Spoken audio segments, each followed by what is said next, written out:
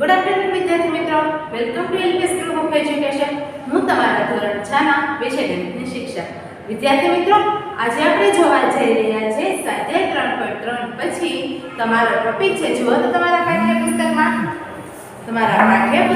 Page ક્રમાંક 58 પર. કેટલા ઉપર? 58 પર. બરાબર છે. તેમાં આપણે જોઈએ છીએ ટોપિક ક્રમાંક 3.5 સામાન્ય અવયવ. આપણે સામાન્ય અવયવ અને સામાન્ય અવયવ. તેમાં સૌપ્રથમ આપણે જોઈએ છીએ સામાન્ય અવયવ વિશે. તો સામાન્ય અવયવ કોને કહેવાય? તો કે કોઈ આપેલી સંખ્યા 2 અથવા તેથી વધારે, કેટલી સંખ્યા? 2 સંખ્યા હોય અથવા તો 2 કરતા વધારે સંખ્યા હોય, તેમાંથી જે તેનો અવયવ સામાન્ય આવતો હોય તેને સામાન્ય અવયવ કહેવામાં આવે છે. શું લખ્યું છે તમે અહીંયા? આપેલી સંખ્યામાંથી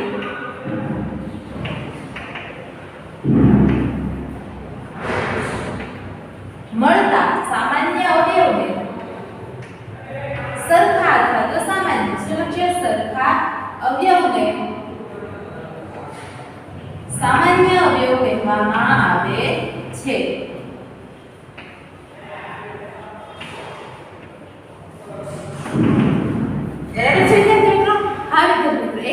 એક વાત તમને કહેવાની રહી ગઈ છે કે વિદ્યાર્થીઓ, તમારી નોટબુકમાં તમે સ્વચ્છતા જાળવીને લખો. બરાબર છે? સંપૂર્ણ લખો. વચ્ચેથી કોઈ દાખલો કટ કરી નાખો છો અથવા તો હોમવર્કમાં આપેલું નથી કરતા તેવું કરો નહીં. બરાબર છે? તમને ખબર ના પડે તો તમે ફરીવાર વિડિયો જુઓ, કેવી રીતે લખાયું છે. જે કંઈ હું બોર્ડ પર લખાવું છું તે તમારે તમારી નોટબુકમાં લખવાનું જ છે. બરાબર છે? વર્કશીટ પણ તમારે તમારી પાકી નોટબુકમાં લખવાની છે. કારણ કે આપણી વર્કશીટમાંથી તમારું ક્વેશ્ચન પેપર નીકળવાનું છે. બરાબર? તો પરીક્ષામાં જો તમે વર્કશીટ જ નહીં લખી હોય તો પરીક્ષામાં તમને શું આવડશે? તો બધા લેક્ચર બરાબર જુઓ, નોટબુક તમારી કમ્પ્લીટ કરો અને જે કંઈ અહીંયા ભણાવવામાં આવે છે તેમાં ધ્યાન રાખો. બરાબર છે? જે છોકરાએ ખૂબ જ સરસ લખ્યું છે તેને મેં વેરી ગુડ પણ આપ્યું છે. તો જો તમારે પણ વેરી ગુડ જોતું હોય, જેને સારું નથી લખ્યું તેને જો પણ વેરી ગુડ જોતું હોય તો તેણે પણ સારું કાર્ય કરવું જરૂરી છે. બરાબર છે? તો ચાલો હવે આપણે આગળ જઈએ છીએ. સામાન્ય અવયવમાં તમે જોયું કે આપેલી સંખ્યા 2 સંખ્યા આપી અથવા તો 2 થી વધારે આપી હોય તેમાં મળી આવતા સરખા અવયવને સામાન્ય અવયવ કહેવાય છે.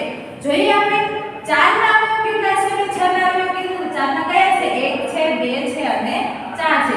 તે રીતે 6 ના 1 છે, 2 છે, 3 છે અને 6 છે. તાણે સરખા અવયવ કયા છે? 1 2 અને અહીંયા પણ 1 2. બરાબર છે? તાણે સામાન્ય અવયવ કયા થયા? એટલે સામાન્ય થાય છે 1 અને 2. બરાબર છે?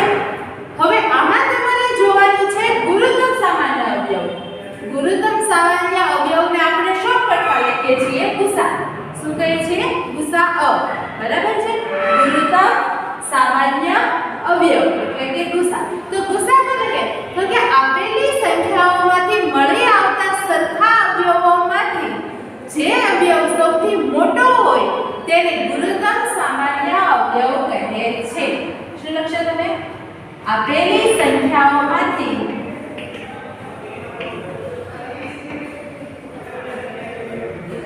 મળી આવતા સામાન્ય અવયવમાંથી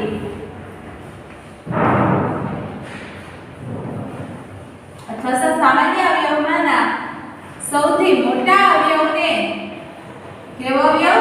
સૌથી મોટો અવયવ હોય તે સૌથી મોટા અવયવને શું કહેવામાં આવે છે?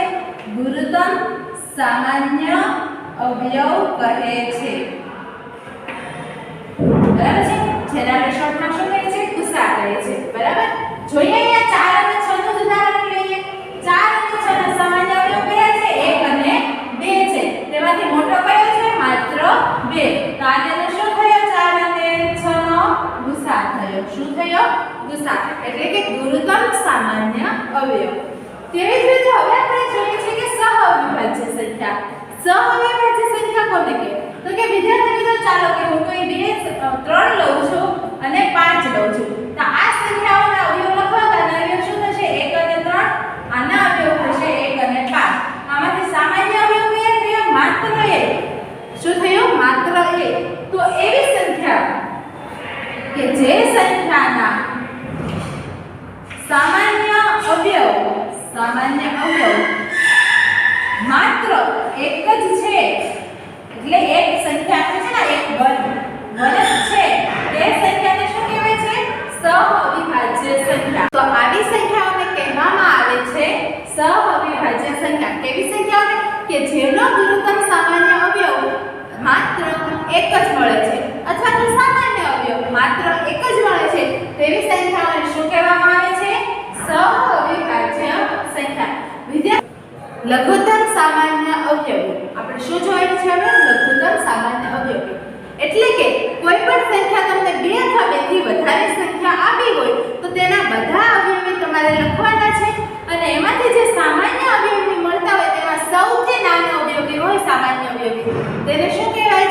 લઘુત્તમ સામાન્ય અવયવી. બરાબર છે? ચાલો જોઈએ. સૌપ્રથમ તમને ઉદાહરણ તરીકે દર્શાવી દઉં. જો તો તમારા પાઠ્યપુસ્તકમાં તમને બી ઉપર આપેલું છે, એ પર પણ આપેલું છે કે 4 અને 6 ના અવયવી લખો. બરાબર છે? આપણે 4 અને 6 લઈને જ કરીએ. ચાલો 4 અને 6 ના અવયવી. 4 ના અવયવી કેટલા થશે? 4 8 12 16 20 24 બરાબર છે? ઘણા બધા અવયવી મળે. તેવી રીતે 6 ના જોઈએ. 6 12 18 24 30 36 42 બરાબર છે? હવે જો વિદ્યાર્થી મિત્રો આનાથી આગળ પણ તમે લખી શકો છો, પરંતુ આપણે મેળવવાનું છે લઘુત્તમ સામાન્ય અવયવી. એટલે કે આ બધા જે સામાન્ય અવયવી છે, આ બધા જ અવયવી છે બેઝની સંખ્યા. બરાબર? એમાં જે કઈ અવયવી લઘુત્તમ હોય એટલે કે નાનામાં નાનો સામાન્ય અવયવી હોય તેઓ કયો આવશે? 4 આમાં છે નહીં, 8 નહીં, 12 છે. તો કે હા 12 છે એવો પહેલો અવયવી છે કે જે સૌથી નાનો અને સામાન્ય અવયવી છે. તે પછી 24 પણ આવી શકે છે. બરાબર છે? અહીંયા તમે આગળ જાઓ તો તમને 32 આવશે, 36 આવશે. બરાબર છે? પરંતુ આપણે લઘુત્તમ સામાન્ય અવયવી કયા છે? લઘુત્તમ સામાન્ય અવયવી એટલે લસા. તો કેટલો મળશે તમને? 12 મળશે. 4 અને 6 નો લઘુત્તમ સામાન્ય અવયવી છે 12. તો શું કહી શકાય? લઘુત્તમ સામાન્ય એટલે કે આપેલી સંખ્યાના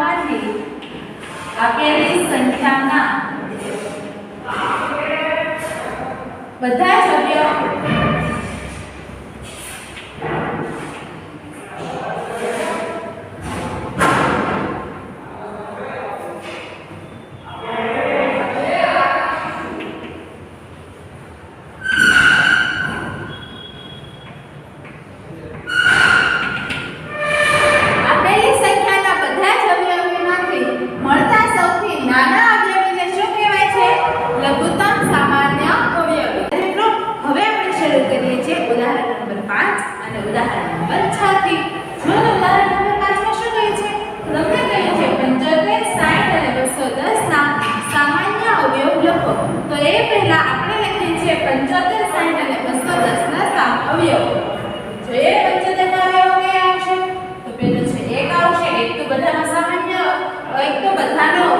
હોય જ છે.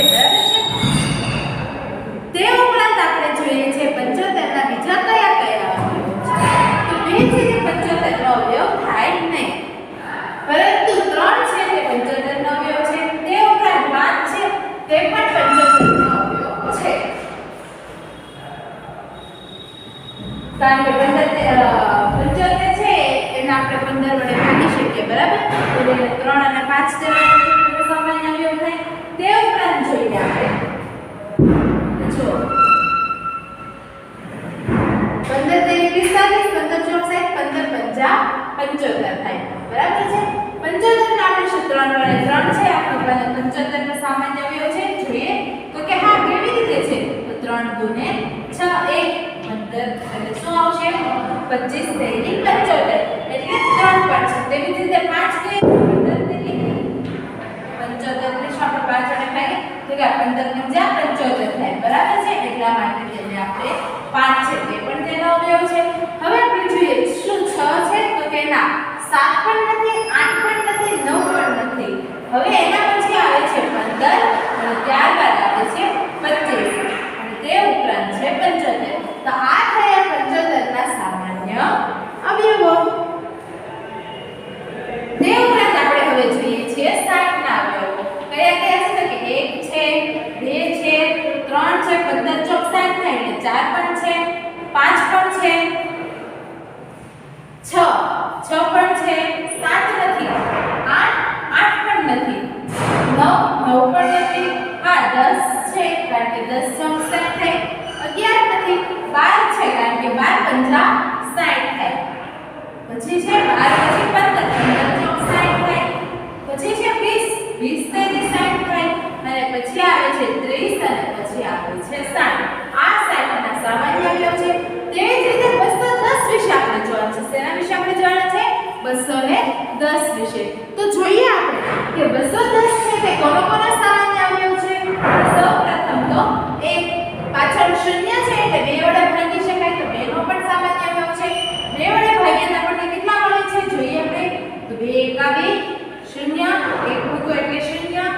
10 2 પંજા 10 એટલે કે 105 બરાબર છે તો 105 છે 105 ગુણ્યા 2 કરીએ તો આપણને 210 મળે છે શું 3 વડે આપણે તેને ભાગી શકીએ તો 7 તેરી 21 થાય બરાબર છે એટલે શૂન્ય બીજો શૂન્ય આગળનો શૂન્ય તો 3 પણ છે આપણે નીચે અહીંયા લખતા જઈએ 105 છે તે ઉપરાંત કેટલા હતા આપણે 3 ને કેટલા વડે લખી શકીએ 30 70 તેરી કેટલા થશે 210 તે ઉપરાંત જોઈએ શું 4 વડે તેનો ભાગી શકીએ છીએ તો છેલ્લા બે અંકને તો આપણે 4 વડે ભાગી શકતા નથી એટલે આપણે ન ભાગી શકીએ છે તો આપણે જોઈ લઈએ 5 ચોક 20 1 ના ભાગી શકાય બરાબર છે હવે તેના પછી આવે છે 5 વડે શું 5 વડે આપણે તેને ભાગી શકીએ તો કે હા કારણ કે પાછળનો અંક કેવો છે શૂન્ય છે તો 210 ને આપણે 5 વડે ભાગીએ તો કેટલા મળે 5 ચોક 20 5 દુ 10 એટલે કે આપણે કેટલું છે 42 મળશે બરાબર છે એટલે અહીંયા 42 લખું છું અને અહીંયા લખું 5 હવે જોઈએ શું 6 વડે ભાગી શકાય જોઈએ આપણે 210 ભાગ્યા 6 6 તેરી 18 3 વધે 6 પંજા 30 એટલે કેટલા થશે 6 ગુણ્યા 35 તેવી જ રીતે આપણે જોઈએ છીએ 7 વડે તો 7 વડે આપણે 210 ને ભાગી શકીએ તો કે હા 7 ગુણ્યા 30 કરીએ એટલે આપણે તેને 210 વડે ભાગી શકીએ છીએ એટલે આપણે જોઈએ છીએ 8 માટે 210 ને 8 વડે ભાગી શકાય 8 * 8 8 દુ 16 કેટલા વધશે આપણી પાસે 5 5 ને 0 ના ભાગી શકાય એટલે 8 નહીં આવે તે ઉપરાંત શું 9 વડે ભાગી શકાય જોઈએ 9 ગુણે 18 19 20 21 30 મળે અને 9 વડે પણ ના ભાગી શકાય 10 વડે ભાગી શકાય તો કે હા 10 વડે ભાગી શકાય આપણે આને પાછળથી લખીએ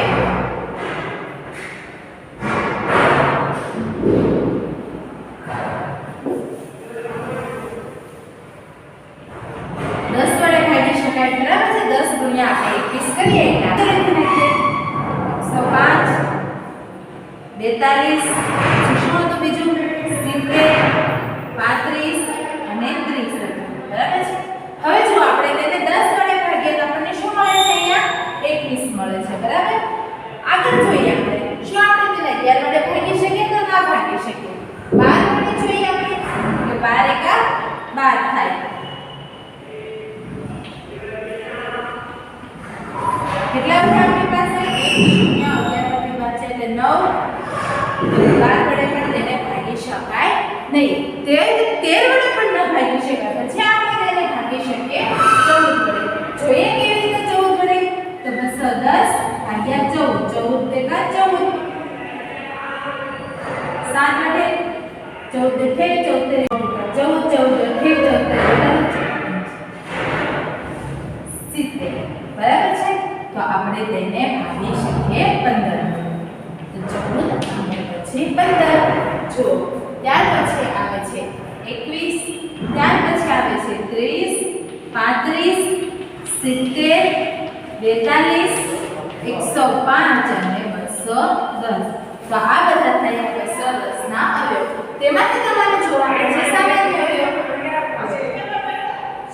સામાન્ય અવયવ કયા છે તો આમાંથી જે કોઈ અવયવ સરખા હોય જોઈએ છે હવે તેના સામાન્ય અવયવ કયા સામાન્ય અવયવ છે તો લખીએ તેના પહેલો આવશે 1 પછી જો તો 3 બધામાં છે તો કે હા 3 5 તો કે હા 5 પણ છે ત્યારબાદ 15 અહીંયા છે અહીંયા પણ છે તો 15 પણ આવશે પછી છે 25 તો 25 અહીંયા લખીએ તો 25 થઈ આવે 75 75 અહીંયા પણ નથી ને અહીંયા પણ નથી તો સામાન્ય અવયવ કેટલા થયા 1 3 5 અને 15 ત્યારબાદ છે ઉદાહરણ નંબર 6 શું કહે છે ઉદાહરણ નંબર 6 માં સામાન્ય અવયવી લખો તો આપણે 3 4 અને 9 ના સૌપ્રથમ બધા જ અવયવી લખી નાખીએ 3 ના અવયવી કેટલા થશે 3 3 દુ 6 3 તેરી 9 3 ચોક 12 3 પંજા 15 3 છક 18 3 સત્તા 21 3 આઠા 24 3 નવા 27 9 10 3 10 30